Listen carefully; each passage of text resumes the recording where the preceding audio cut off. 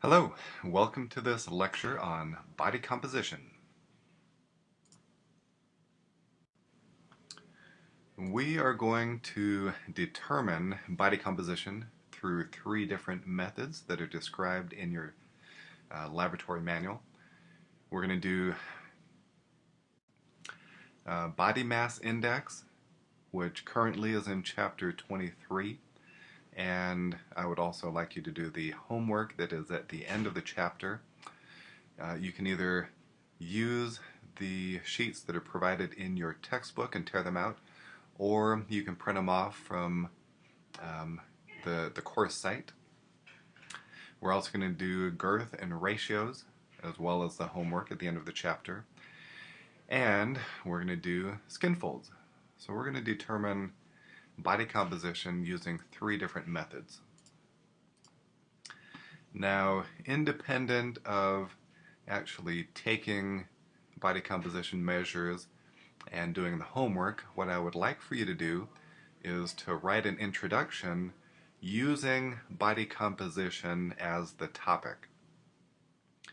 So if you remember from our workshop, I'd like for you to provide a paragraph that has general background information, and then another paragraph or two that incorporates literature on the subject. So this is going to require you to use those skills to find primary research articles, and the articles should pertain and lead up to your hypotheses and your research question.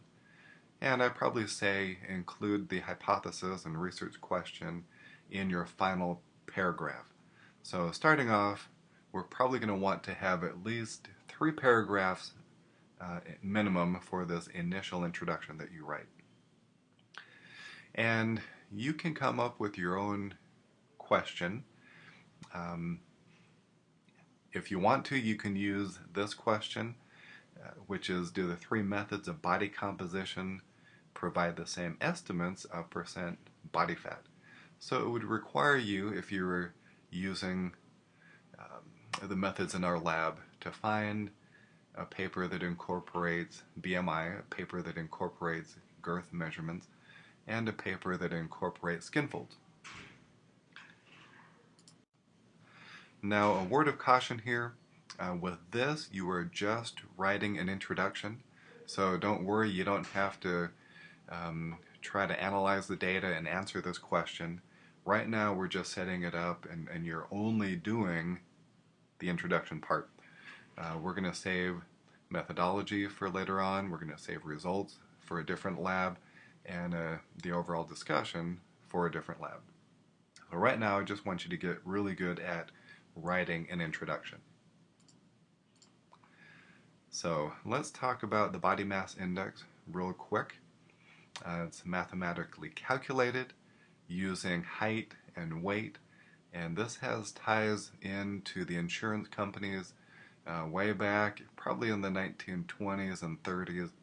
They wanted an easy way to determine whether or not they should insure somebody.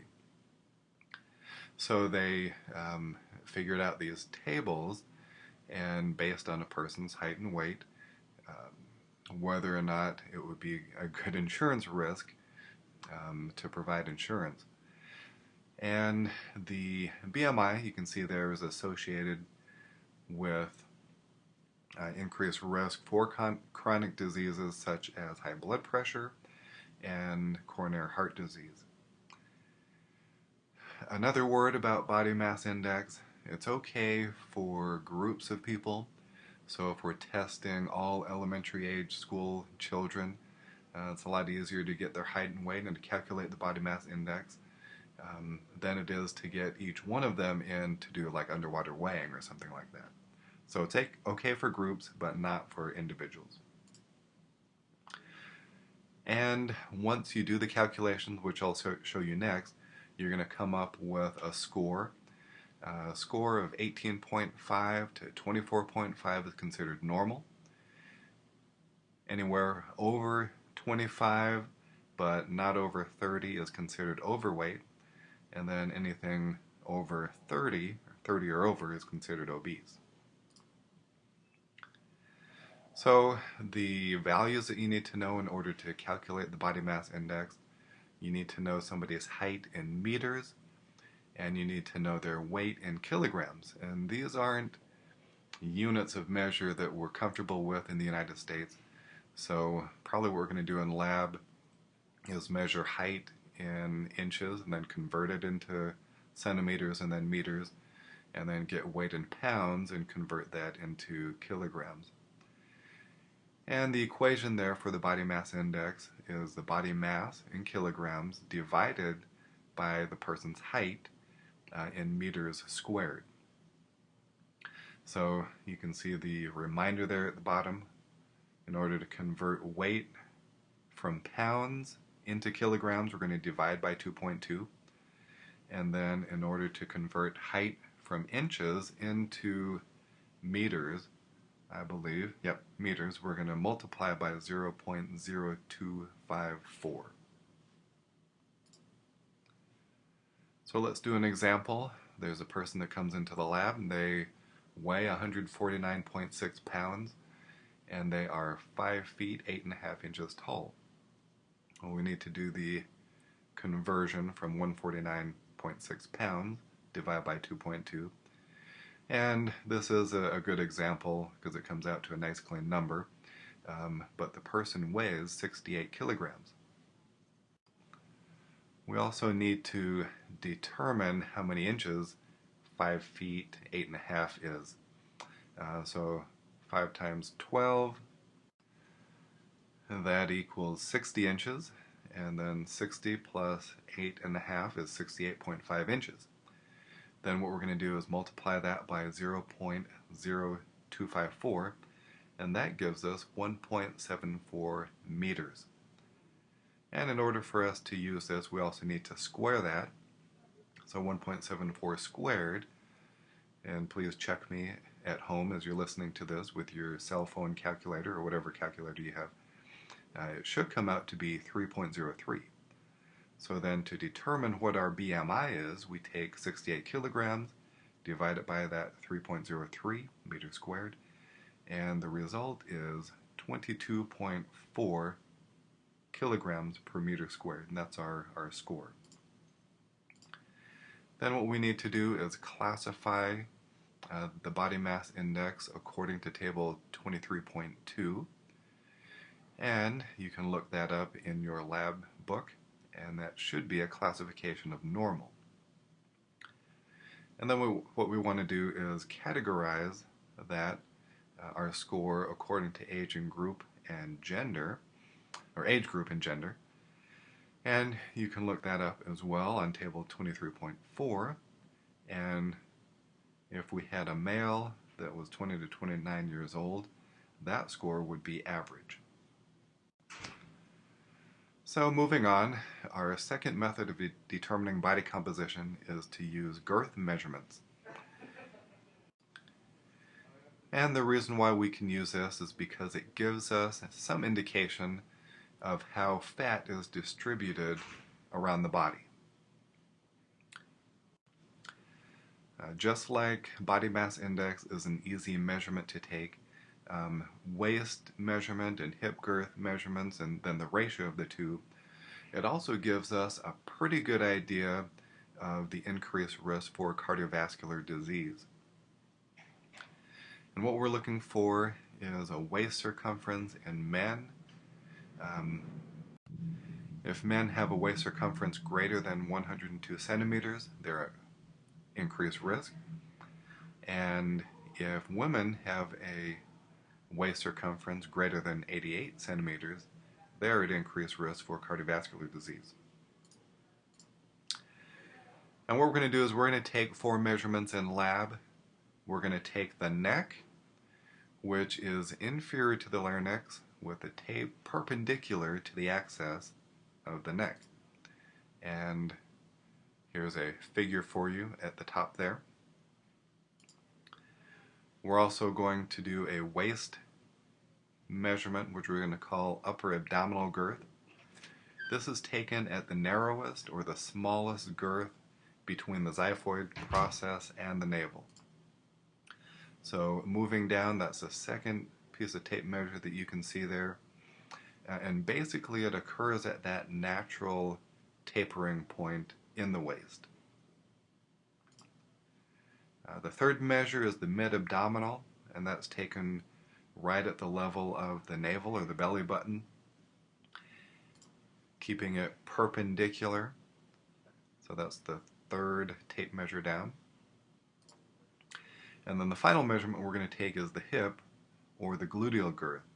And this is taken at the greatest protrusion around your gluteal muscles. So basically what you try to do is find the widest part of the hips, and then that's where you're going to take your hip girth measurement.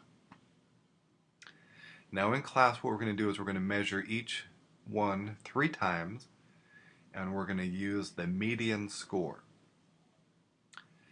And we'll do an example of what the median is a little bit later on down here. So the men, we're going to use a 2-girth method, and what we need to do is determine what the height is to the closest half of a centimeter, and then figure out a circumference value, or a CV. And for men, that circumference value is taken as the mid-abdominal girth, and then you subtract the neck girth. So let's do an example here. What is the percent body fat of a man who is 157.5 centimeters tall and has neck girths of 42, 44, and 41 centimeters, and mid-abdominal girths of 90, 93, and 90? Alright, so in order to determine our circumference value, we need to figure out what mid-abdominal girth is. And you've got 3 measurements there, and basically what you do is you line them up. So we'll go 90, 90 again, and then 93, so from high to low. And then the score that happens to be in the middle, that's your median. So in our case, the mid-abdominal girth would be 90. And we're going to do the same thing with the neck. So you've got 41, 42, and 44, and the score in the middle is 42. So then what we would do is we would take 90 and subtract 42, and that is going to be our circumference value. And I've done it here on the next page for you. So you're 90 minus 42, and that gives us a value of 48. Now if you read through your textbook, you can do this a couple of different ways. You can enter these into, there's a formula and some log 10s and things like that. I think it's probably going to be a little bit easier to look at the tables that are provided. So we're going to look at the height. You can see there along the left-hand column, and it has very conveniently fell to a height of 157.5. You're going to follow that along until you reach the circumference value of 48, and then where they intersect, that is the percent body fat in our example.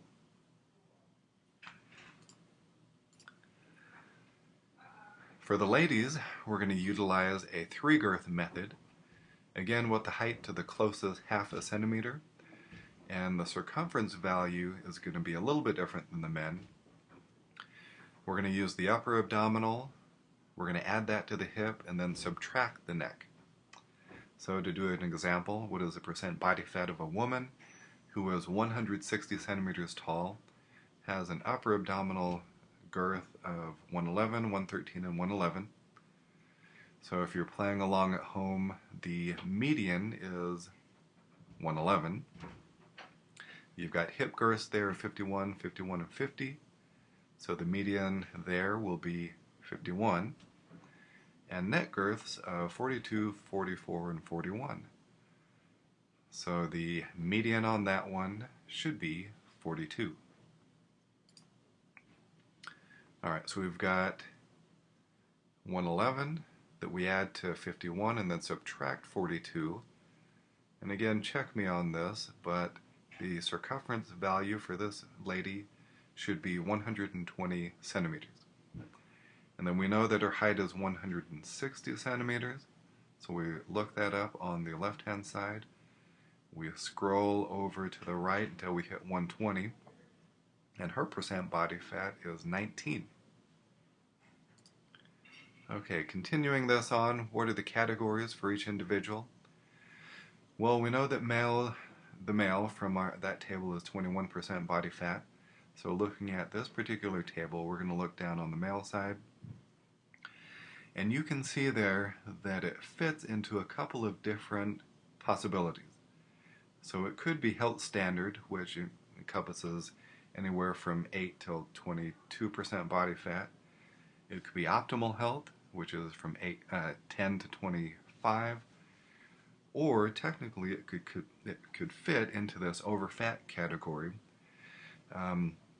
What I would say is when you're doing this in lab, go ahead and pick the one that makes you sound the best. So I think for this guy we would pick optimal health. Let's do the same thing for our female that was at 19%. Again, she can fit into a couple of different categories.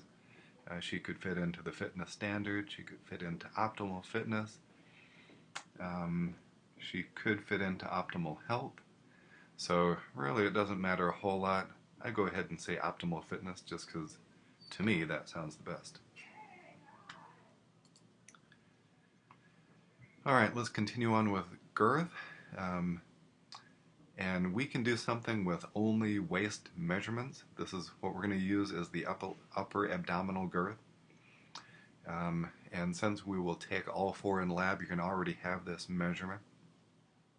So then all you need to do is look on table 24.5 to get the category rating.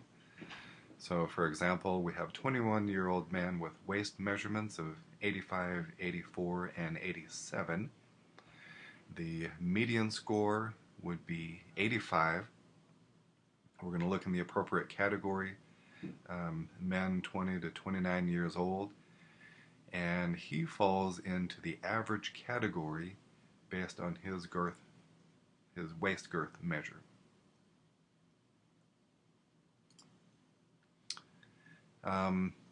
Another thing that we can do is we can divide the waist measure, again that upper abdominal girth, by the hip measurement to get what is called a waist to hip ratio.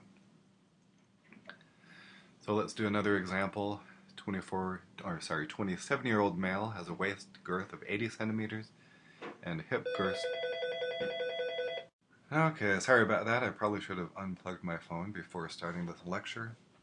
But I think we were to the point where we were going to take the waist girth of 80 and divide it by the hip girth of 91, and that's going to give us a ratio of 0.88. Then what we can do is categorize it. So again, we're going to use the appropriate age group of 20 to 29.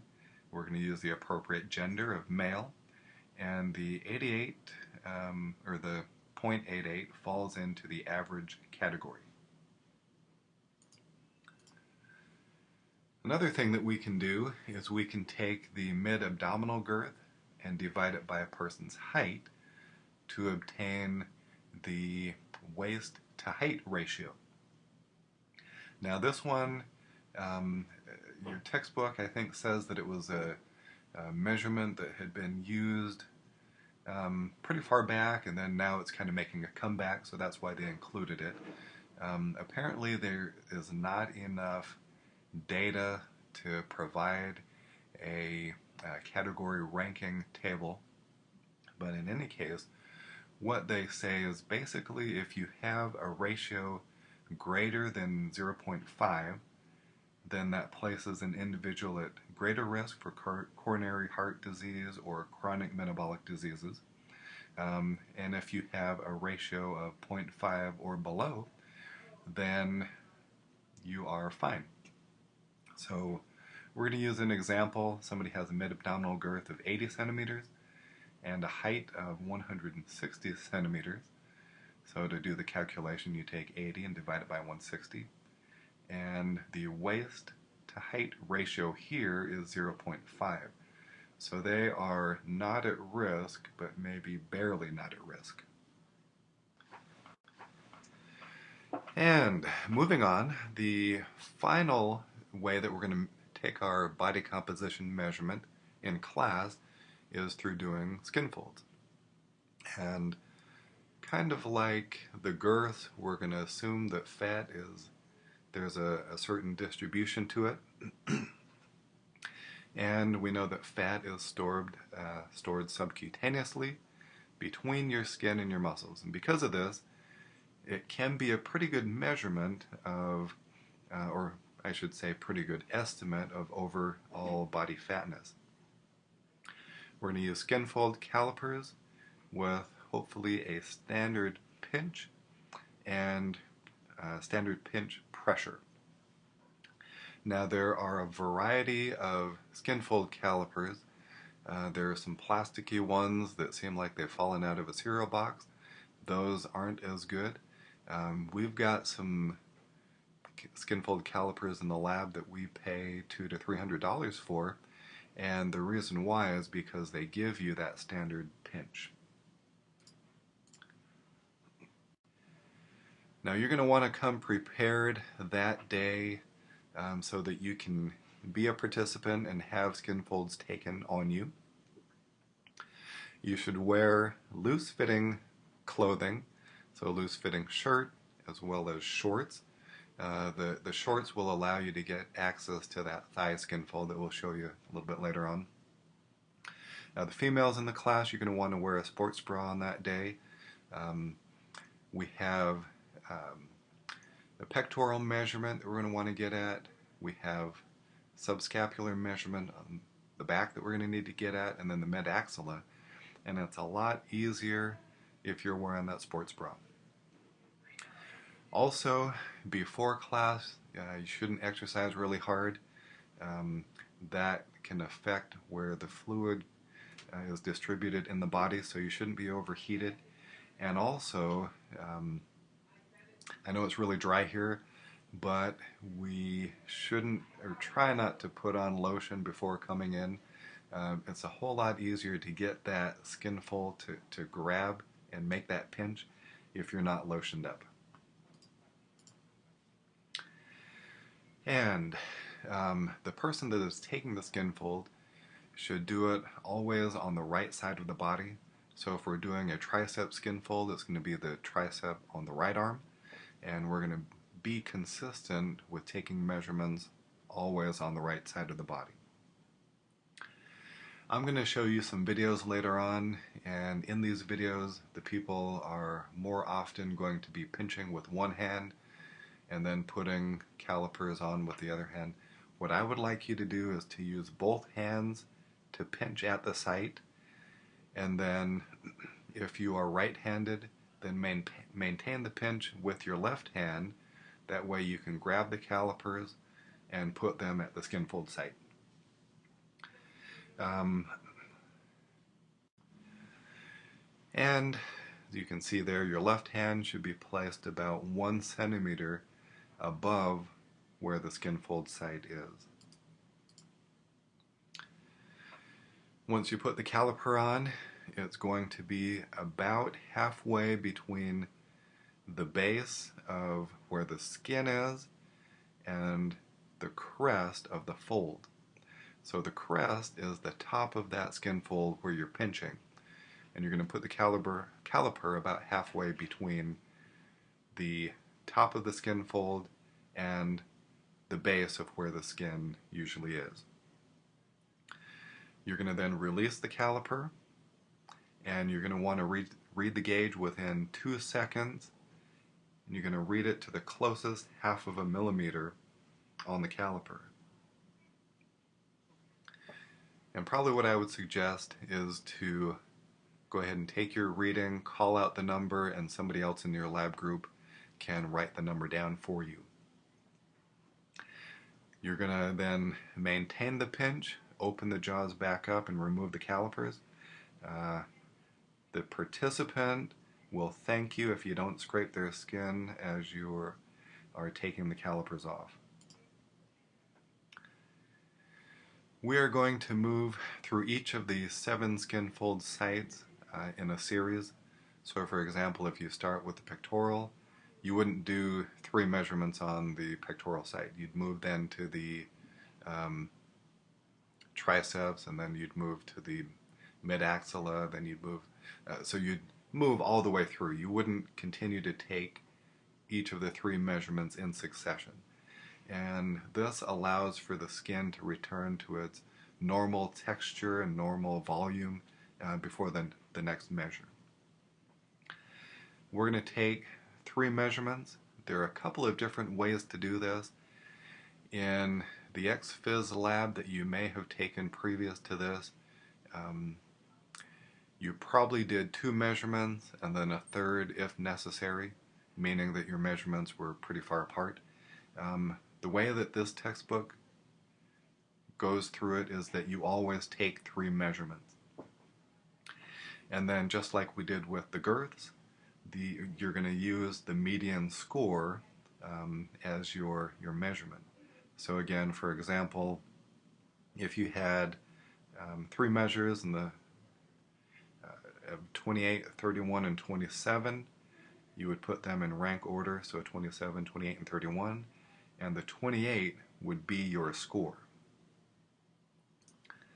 So I'm going to take you through the SkinFold sites, and I'm going to see if I can get some videos up for you. We'll do the chest example first. Point between armpit and the nipple, diagonal fold, pinch index and forefinger, and release calipers. Okay, next we're going to move on to the abdominal. Body fat skin fold measurement number 2 for men, 1 inch to the right of the navel, index and thumb, pinch, pull, calipers on, release 1 second. Next we're going to do the thigh. Body fat skin fold measurement number 3 for men, mid-thigh, top of the hip crease to the top of the patella, midway point, index and thumb, pinch and pull, calipers on for 1 second, and release. This one we're going to do the tricep measurement. To take the measurement for the tricep skin fold, you measure half the distance between the acromion process in the shoulder and the olecranon process in the elbow. Mark the site.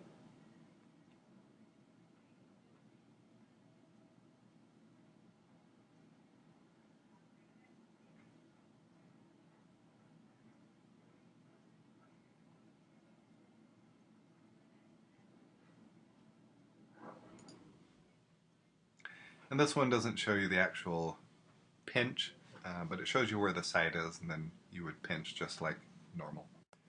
This is the subscapula SkinFold site.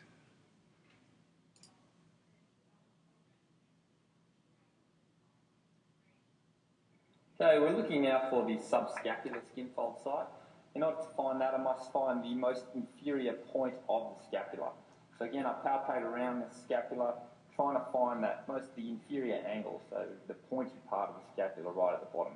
If I have trouble finding it, I can take the patient's arm and I can sort of move it in a backward and wing it type direction just to get that inferior point sticking out of the scapula, and then just relax it whilst keeping my finger on that point. Now, it's not actually the site, it's just the lamp we're looking for, so I'll use a dash. The actual subscapular SkinFold site is 2 centimetres at a 45-degree angle inferiorly and laterally from this line. So I take my tape measure and I'm measuring at a 45-degree angle 2 centimetres from that point, and I'll put my little cross. So that would be the subscapular SkinFold site. Hope you enjoyed the accent there. And then next we'll do the mid-axilla SkinFold site.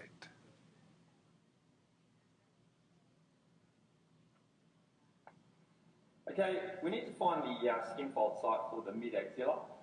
In order to find that, I need to find the cross-section between the midway point between my iliac crest and the middle of my axillary, which is my armpit, and where that intersects horizontally with the xiphoid process.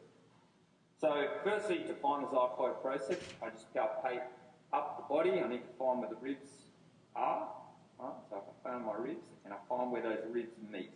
So I'll feel the point where my two ribs meet, and then slightly below that, I'll actually feel the little spongy xiphoid process.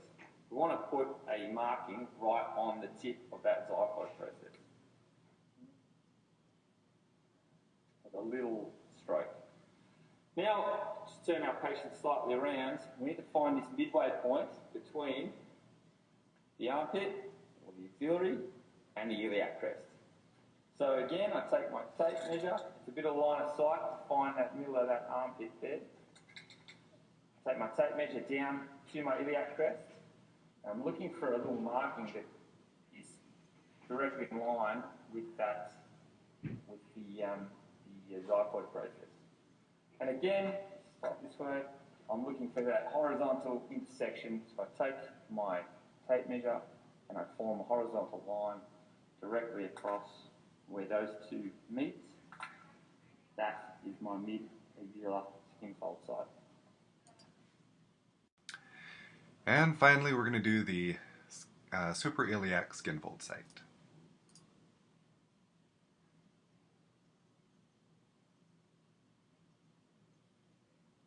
To obtain a diagonal fold, find the natural angle of the iliac crest, taking the anterior axillary line immediately superior to the iliac crest.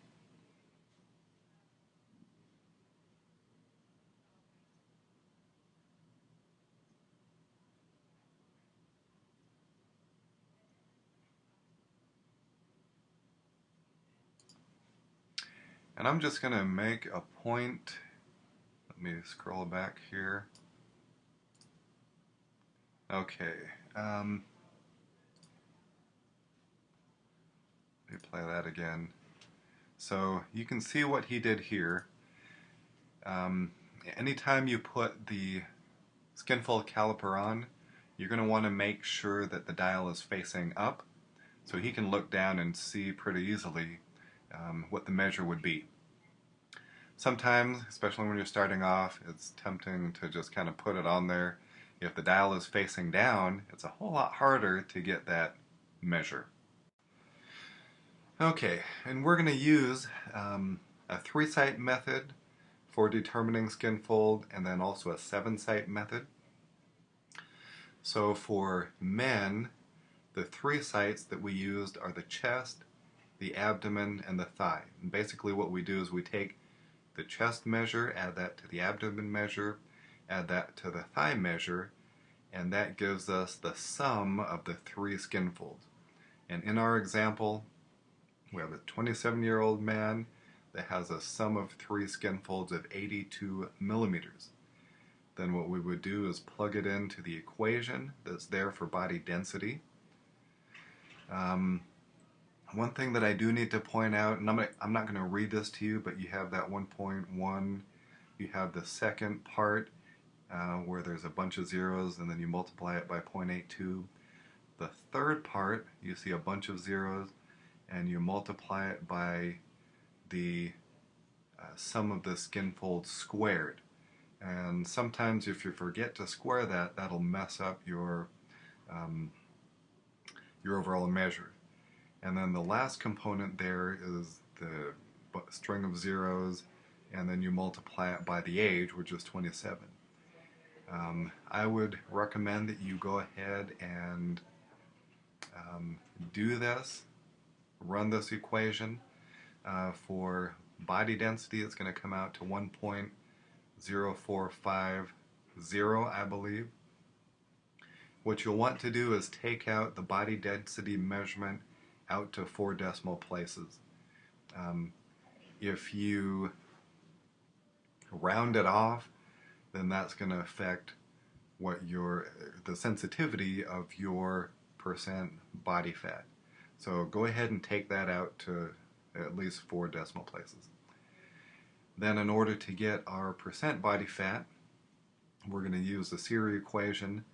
So it's 495 divided by the body density,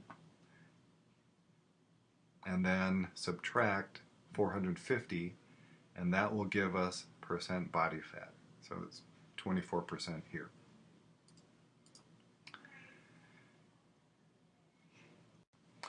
When we utilize the seven-side equation, we're going to use all of the measurements that we've taken. So you're going to take each one and add them all together. It's noted as SSF in your text, probably the sum of skin folds. Let's do an example for a 29-year-old woman who has the sum of the 7 skin folds as 173. Again, the equation looks very similar.